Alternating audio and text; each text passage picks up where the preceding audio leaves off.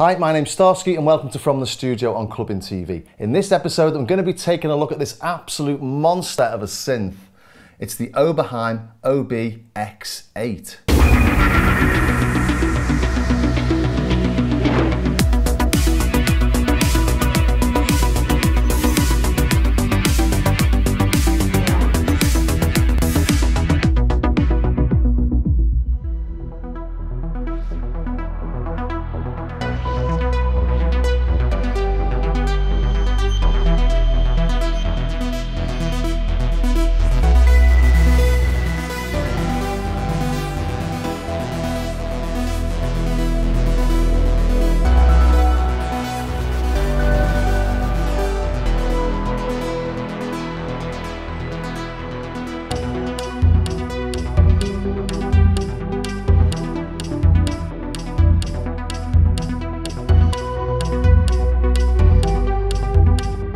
When I say it's a monster, it's absolutely massive. It weighs in at around 15 kilograms. And here it is with the Arturia key step on top. So if you've got an Arturia key step or any little MIDI controller keyboard, this is how vast the Oberheim OB-X8 is. It's an absolute beast of a thing. And when you look at the front panel, you can see it's really spacious, and that's because it's laid out exactly like the old vintage synths it's based on. And those vintage synths will have been packed full of electronics. This has got new circuit boards inside, so it's not packed inside. It's a definite design choice to make this reflect the old vintage style synths. And that's because this is based on four absolute classics: the OB-X, the OB-SX, the OB-X8 and the OB-8, which are all hugely popular 1980s big analog synths by Tom Oberheim. So this has basically packed all of the features of all those four synths into one big analog synth. And that's why this costs £4,700. It's about $4,000 or $5,000. It's an absolute massively expensive bit of kit, but I thought I'd show it because it does relate back to big old studios in the past. Used to go to studios in the olden days, way before I used to go to studios, and everything would have an Oberheim in it. It's got a particular sound. You might remember me doing this on an old video with the OB-6, which is similarly based on those old synths.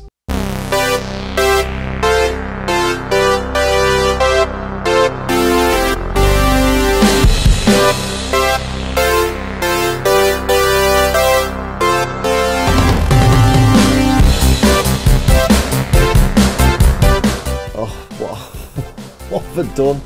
Feels so dirty. That's disgusting, that is. And when I first saw this demoed in Super Booth in Berlin, there was so many people playing that piece of music, you wouldn't believe it. But that made this a massively, massively famous synth. But it's really good for doing all your 80s stuff, all your retro wave and your synthwave style tracks. This can do it in spades. But let's just pull something up and see what we get.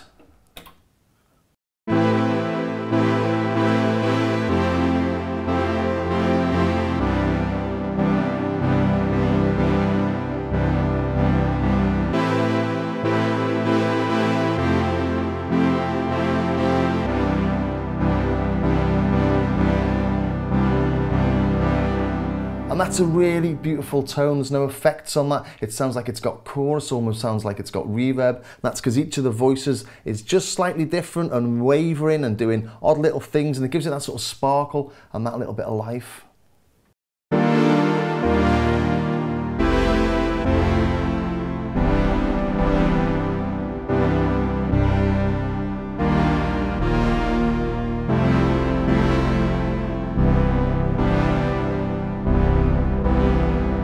But it's not at all apparent why this is worth £4,700 when something like the OB-6 is about £2,500.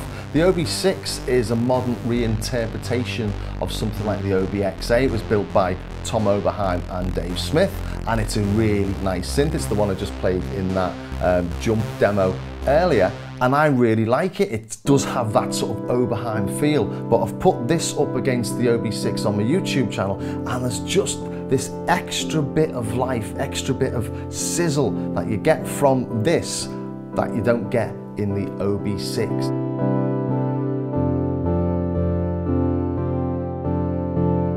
And I suppose it depends on what you're watching this on, but if you're listening to it through decent speakers or headphones, you'll really hear one of them just fills the whole soundscape. Sounds like it's in 2D, and the other, the OB-X8, just, it sounds nice, but it just doesn't have that sort of 4D effect. So is it worth £2,000 more?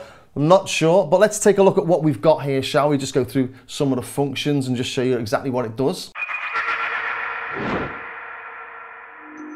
On the face of it, this is just a bog standard, simple polysynth. You've got 2 oscillators, a filter, 2 envelopes, a main LFO and a vibrato LFO. So there's nothing really out of the ordinary there. So why is this so special? Well, it's got a lot of extra little things in there that we'll just check out in a minute that most synths don't have, but it really is just about the sound. But let's take a look at the oscillators just to show you how simple it is. We've got 2 oscillators. They've got a sawtooth, a pulse, and you can have a triangle. That's it. And on the second one, it's exactly the same. They're either on or they're off.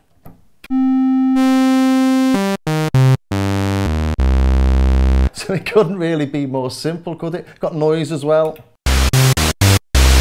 And the odd thing about this is that you can't change the levels of them from the front panel. You've got to go into this little page 2 setting and you can change stuff. So let's change the noise level.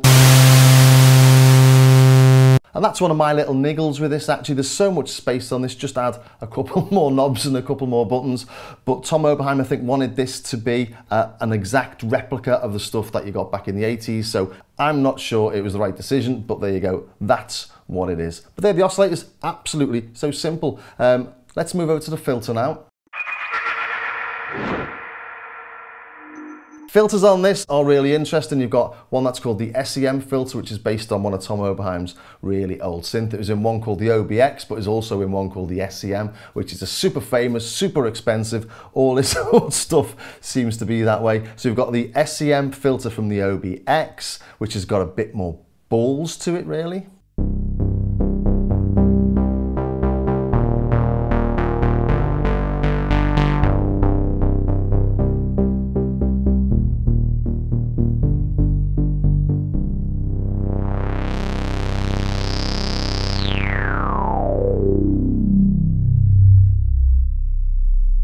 Yeah, that's absolutely fabulous, isn't it? It doesn't self-oscillate, so you don't get things as mad as the TB303 or the Juno 106 or the SH101 or any other synth that you can get self-oscillation where the filter plays itself. But you don't need it. It just sounds really juicy, doesn't it, as it is?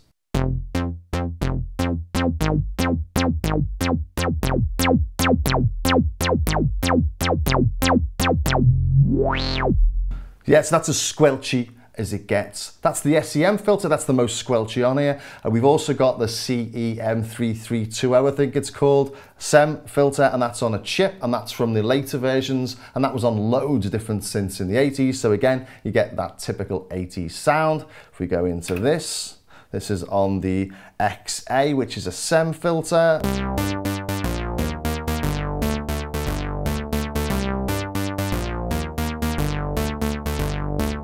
Let's put it on the 4-pole XA, which is both lights lit. And then let's try that just up against the X again.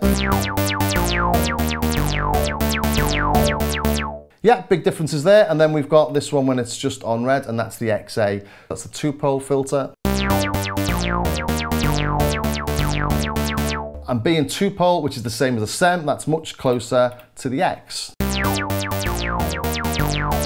There are minor differences there, nothing huge on that tone, but you can hear them when you're designing other sounds. As I say, not massive, but the big difference is the SEM chip is multi-mode, so it can be high pass, band pass, or low pass, or notch. And we access that via these page 2 things. So page 2, hit this. Why have I got that on there? Page 2 again. Oh, this page 2 does wind me up. Okay, filter type.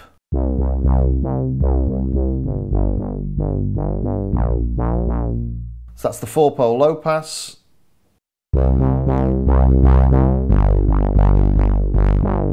2-pole low pass. Notch. Band pass. High pass. Can you hear that's just coming out one speaker? And that's because they've got different pan modes on this. I'll just put it into mono for now. So we're going to page 2 again. Look for the pan mode.